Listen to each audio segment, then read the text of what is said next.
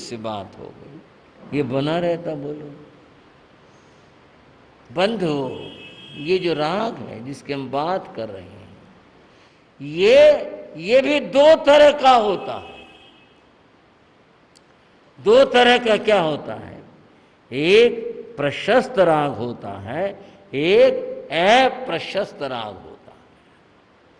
कभी कभी कहते हैं कुछ चीजें जो खराब हैं वो भी कभी कभी काम आ जाती हैं। आप कहोगे आपने तो क्या समर्थन कर दिया इस बात का, बात समझ नहीं है इसलिए कह रहा हूं। एक आदमी चला हुआ जा रहा था और जाते हुए पांव में कांटा लग गया और कांटा लग के टूट भी गया। अब जो टूट गया तो बाहर का हिस्सा तो अलग हो गया और जो चुभा था, नोक जो थी कांटे की, वो अंदर रह गई। अब उसे चाहें कि किसी तरह पकड़ करके निकाल दें, वो तो नहीं निकलती। जंगल का मामला है, शहर होता, घर होता, गांव होता, वहां लग जाता, चलो साधन कर लेते, जो भी होता जिस तरह का भी होता। अब यहां जंगल में क्या करे, उसके लिए कहा गया, संस्कृत भाषा की पंक्ति है, कंटकेनैव कंटकम, कांटे से कांटा निकाला जाता है। किससे भाइयों? जंगल है वहां, और कोई चीज और कोई साधन है नहीं वहां। वहां तो फिर आदमी देखता है भाई जब तक ये नहीं निकलेगा मैं चल नहीं सकूंगा। अतएव उस परिस्थिति में वह व्यक्ति वहीं से दूसरा कांटा लेता है अथवा पेड़ से लेता है, गिरा हुआ लेता है और उस कांटे से कांटे को निकाल देता है। प्रशस्त राग और अप्रशस्त राग, ये दो राग मैं बता रहा था। प्रशस्त राग वह है जो देव, गुरु और धर्म इन तीन के साथ में जोड़ता है। प्रशस्त राग यहां भी है, परंतु किससे? अपने भगवान से राग है। किससे? अपने गुरु से राग है। यहां फिर याद दिलाऊंगा, सांप्रदायिक नहीं बनना, तत्व को समझना है। इतनी बात याद रख लेना, सांप्रदायिक बन गए इस अपने और तुम्हारे झगड़े में ही, राग द्वेष में ही जिंदगी चली जाएगी। जिसको भगवान से राग है, लगाव है, जिसको गुरु से लगाव है, जिसको धर्म से लगाव है, इनसे जिनको लगाव है उसको प्रशस्त राग कहते हैं। कौन सा राग बताया? प्रशस्त। अच्छा, प्रशस्त राग जिसको होता है वह अपने धर्म से, साधना से कभी विचलित नहीं होता, क्योंकि उसका राग उससे है। भाइयों, जो संसार से राग है, देखो जो संसार से राग है वह अप्रशस्त है।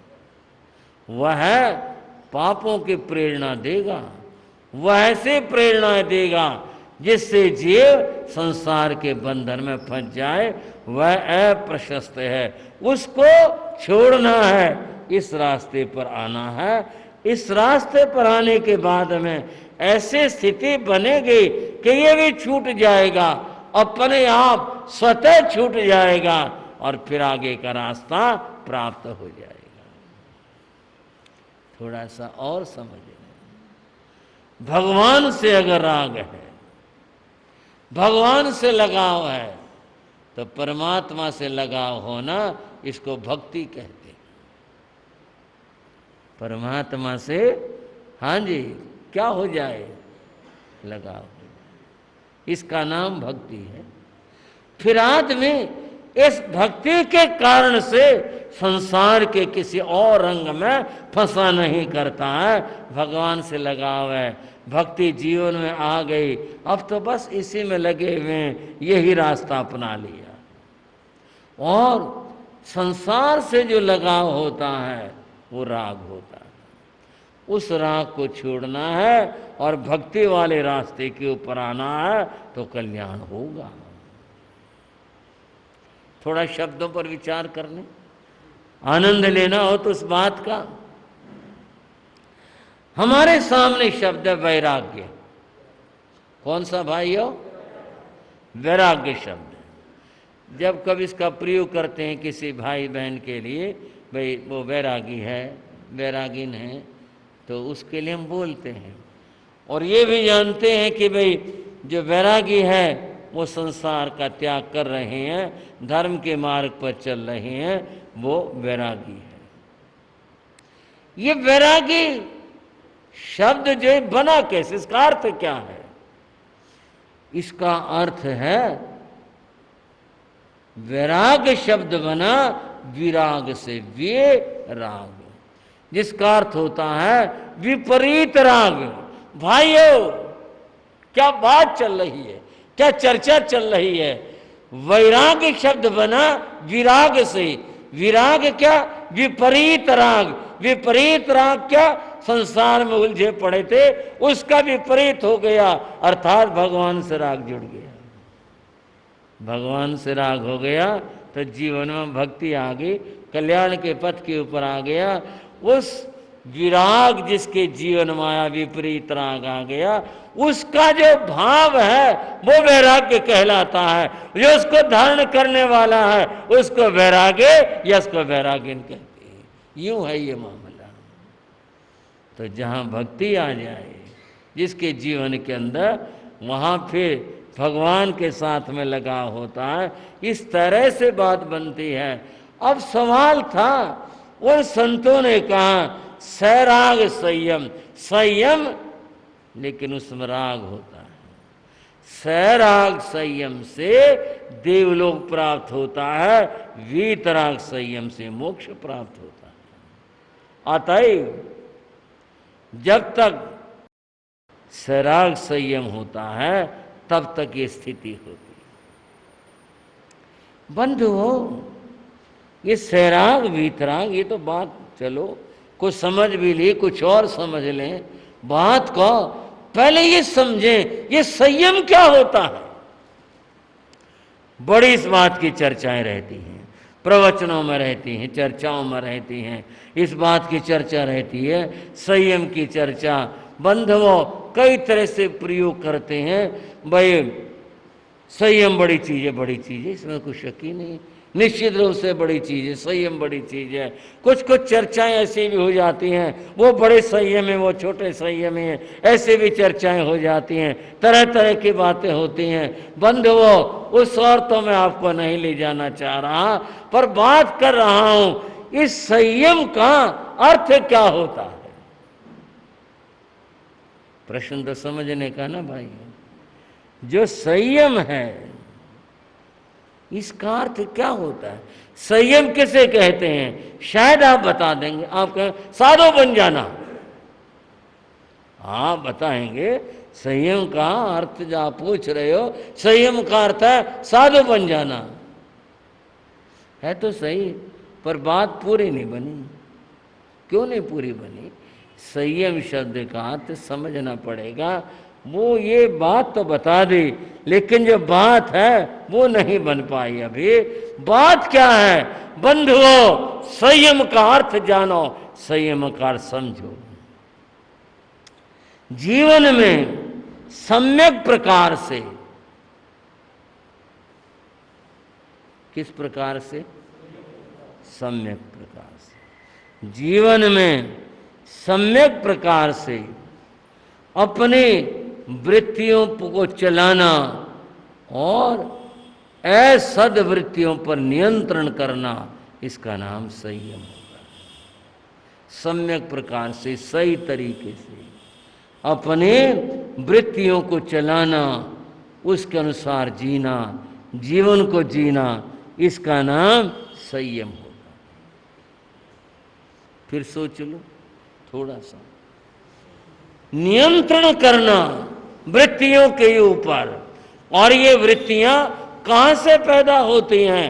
मन से, वाणी से और काया से। जिसका इनके ऊपर नियंत्रण है वहां संयम है। नियंत्रण अगर नहीं है तो फिर बात समझने समझाने के लिए बोली जाती है। कपड़े पहन लिए, वृत्तियों पर अगर नियंत्रण नहीं है कहने को बाहर से द्रव्य से साधु हो गए, साधुता का वहां कोई काम नहीं।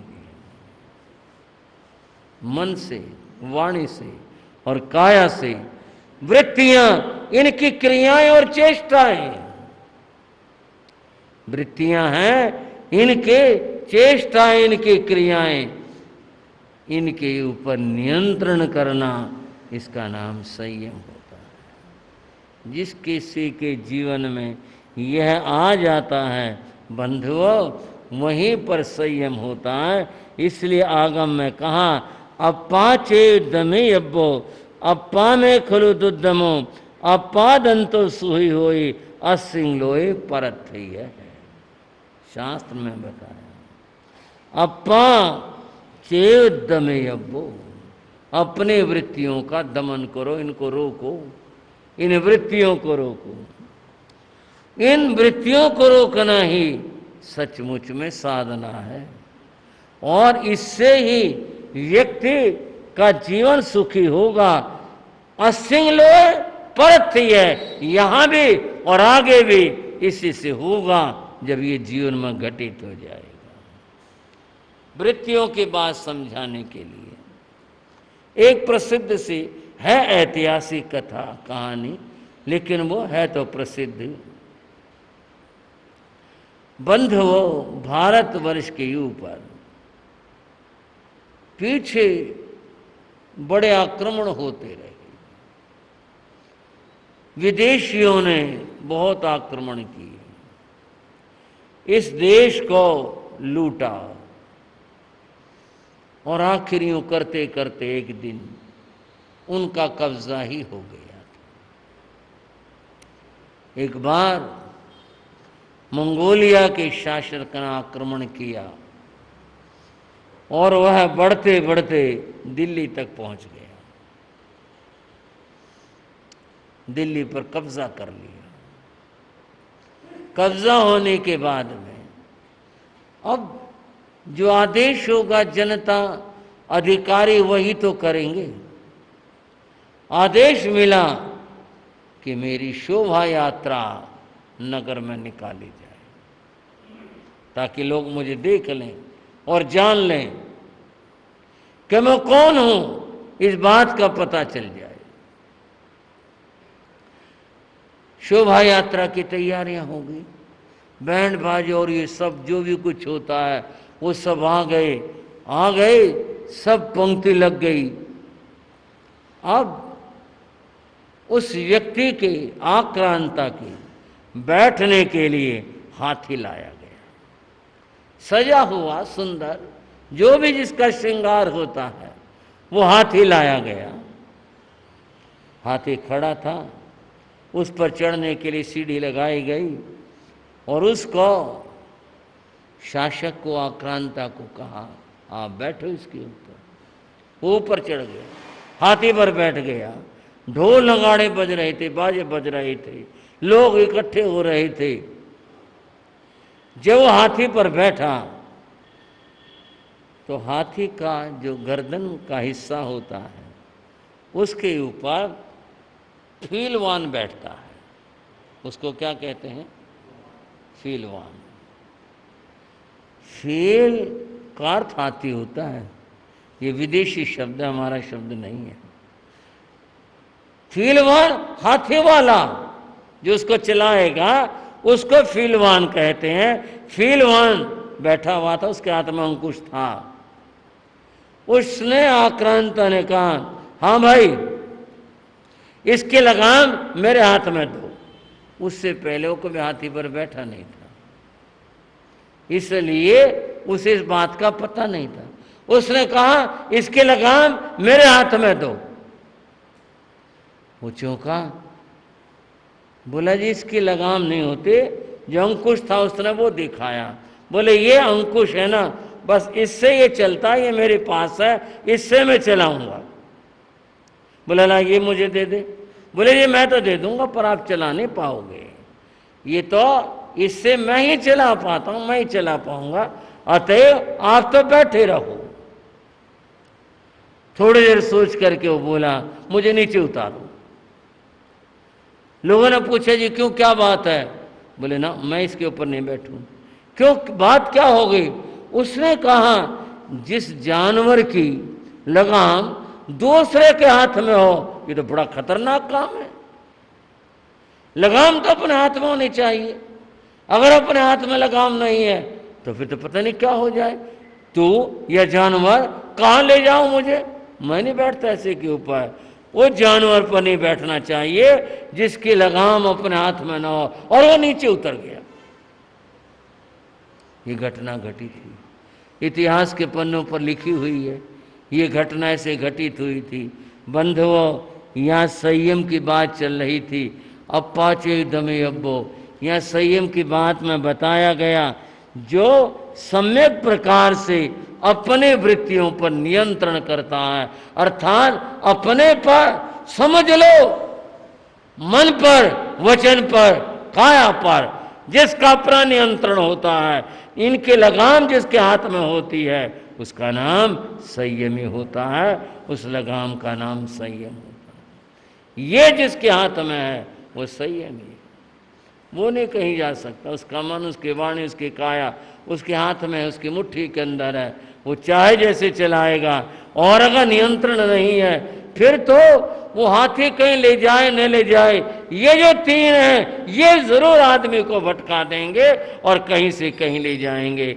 संयम जिसका फल पूछा गया, उसकी पहली बात यह है कि संयम क्या होता है? सम्यक प्रकार से अपने वृत्तियों के ऊपर नियंत्रण रखना, इसका नाम संयम है।